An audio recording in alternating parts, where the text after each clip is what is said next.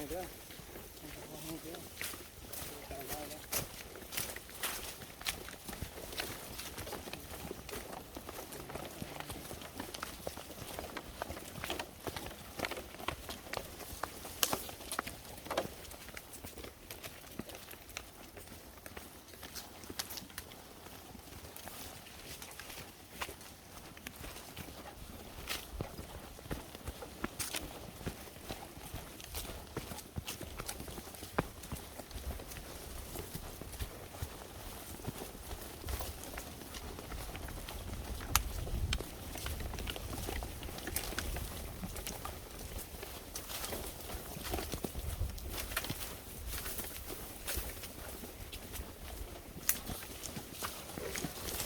ให้ก็เทไม้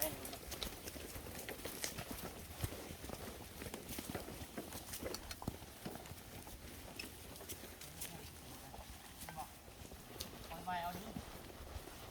ให้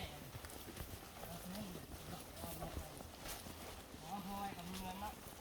เงินจ้างบ้านเท่าไหร่ที่เป็นอยู่ในบ้านนะ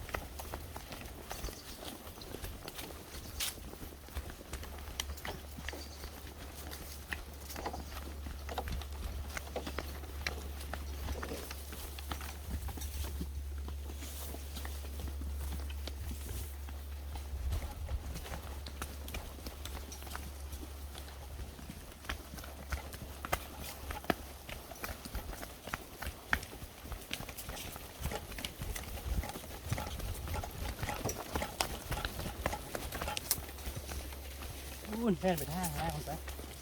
ว่ายลงไปลุ่มๆคนไปคือมันให้แจ้งให้มันติดลมเลย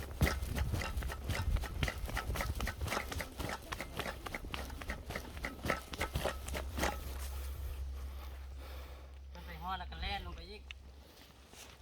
ไปฮอดแล้วจะแล่นน้ำคนนั่นนะลมแล้วแต่ต่อพอได้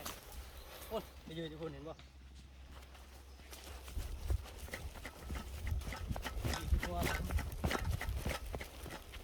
ยืนให้ดี